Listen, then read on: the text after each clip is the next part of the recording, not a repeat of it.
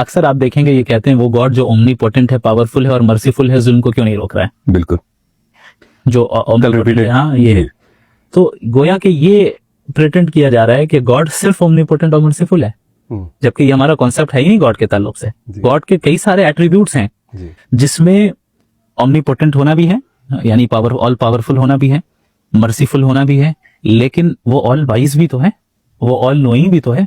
तो जो all wise होगा उसका कोई काम विजडम के बगैर से नहीं हो सकता।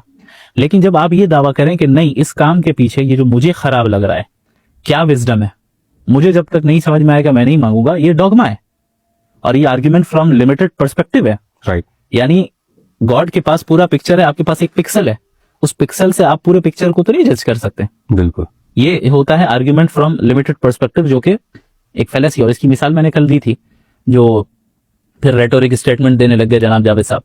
बहरहाल आप अपनी जो है किसी डॉक्टर के पास हमारा आप जब जाते हैं, वो मुझे दवाई देता है, मुझे नहीं मालूम इस दवाई की क्या अहमियत है, ये दवाई ही क्यों दी उसने जी, लेकिन हम सामने वाले के की अथॉरिटी को तस्लीम करते हैं ना, बावजूद इसके कि इसके पीछे का नॉलेज और विजडम मुझे नहीं मालूम है जी, सिर्फ इसलिए उसकी अथॉरिटी मान रहे हैं कि भाई ये मुझसे ज्यादा नॉलेजेबल है, मुझसे ज्यादा विजडम वाला है, या मुझे ऑपरेशन होना है, या ये कि जो है इंजेक्शन लगाना है, या कोई सर्जरी होनी है, तकलीफ हो रही है ना, लेकिन हम डॉक्टर की अथॉरिटी को तस्लीम कर रहे हैं।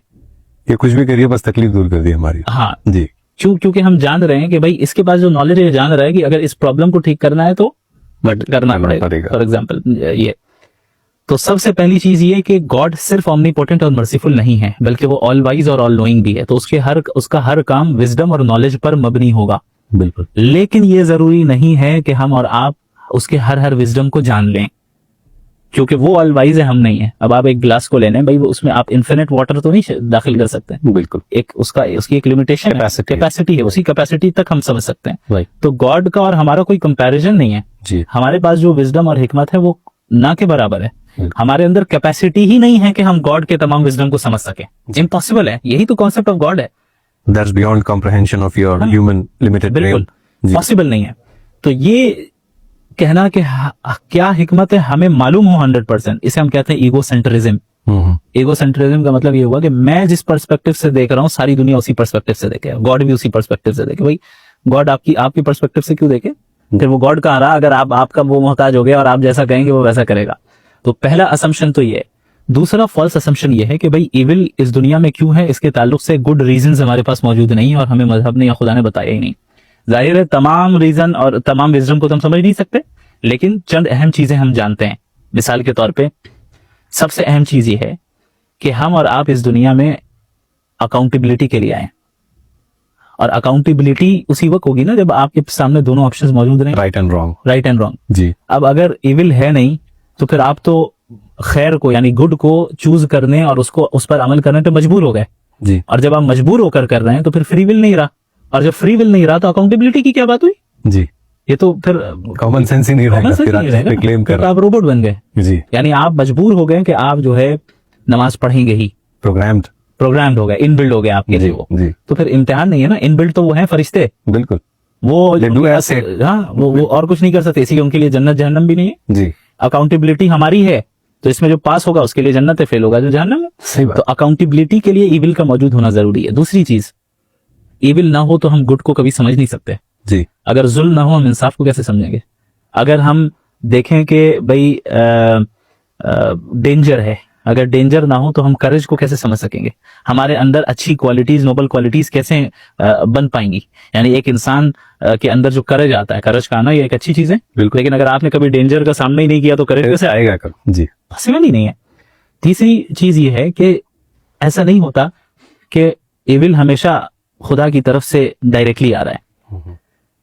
अल्लामा इब्न तैमिया रहमहुल्लाह ने एक और बात कही, यहाँ पे मैं इसको भी वाज़ेह कर दूं कि अल्लाह ने एब्सोल्यूट इविल बनाया ही नहीं है जी। एब्सोल्यूट इविल नाम की कोई चीज एग्जिस्ट नहीं करती है। ओके। जो इविल आपको नजर आ रहा है ना, उसके पीछे भी एक गुड विजडम है जो हमसे छुपा हुआ है, हिकमत है जी, जो उससे छुपा हुआ, और वो हिकमत खैर पर मबनी है। यानी उस इविल के पीछे भी खैर है जी, लेकिन वो इविल जो हम सामना कर रहे हैं वो हमारी अकाउंटेबिलिटी और हमारे टेस्ट के लिए। ओके। अगर आपने उसको पास कर लिया तो उसके पीछे क्या है? फिर खैर। तो अल्लाह ने एब्सोल्यूट इविल नहीं पैदा किया। एक पॉइंट ये। दूसरी चीज ये है कि इविल अगर इस दुनिया में ना हो, इविल जो इस दुनिया में है, ऐसा नहीं है कि डायरेक्ट अल्लाह ही की तरफ से हमेशा आता है, बल्कि इंसानों का अपना शर भी है। फ्री विल, जी, फ्री विल। यानी हमें और आपको अकाउंटेबिलिटी के लिए फ्री विल दिया गया।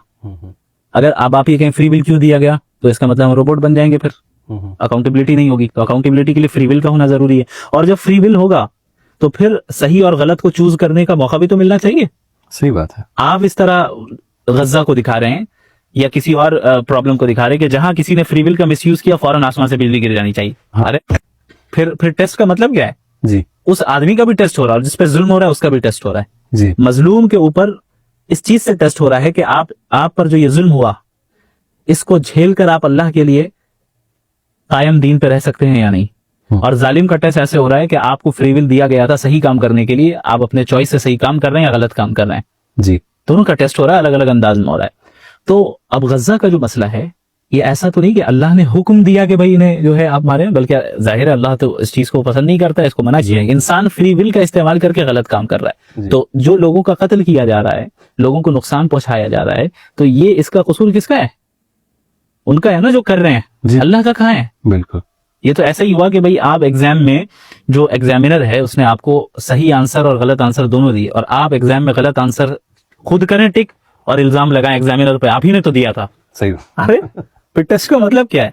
जी, वो तो देगा गलत ऑप्शन आपको, जी। आपने उसको गलत सेलेक्ट किया, ये आपकी गलती है। बिल्कुल।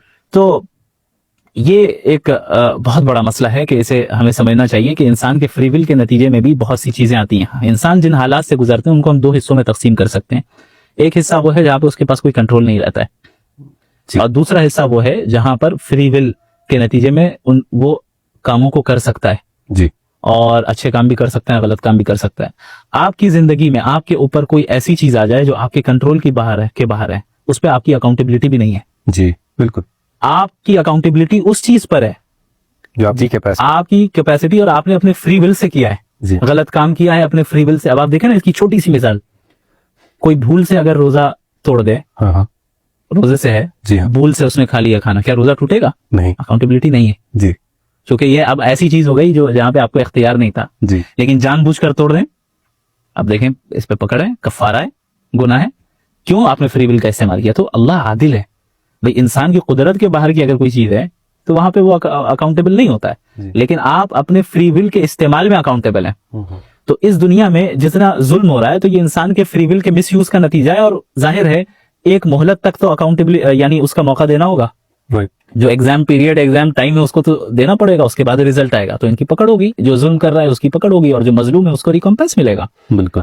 तो ये हमारा वर्ल्ड व्यू है हकीकत। दूसरी चीज ये है कि जो गज्जा के हवाले से उन्होंने कहा, मैंने एक बात और कही थी उसमें उनको, कि ये जितना जुल्म इस वक्त झेल रहे हैं ना, उनका रिकॉम्पेंस इतना बड़ा है जो आपके तस्वुर के बाहर है।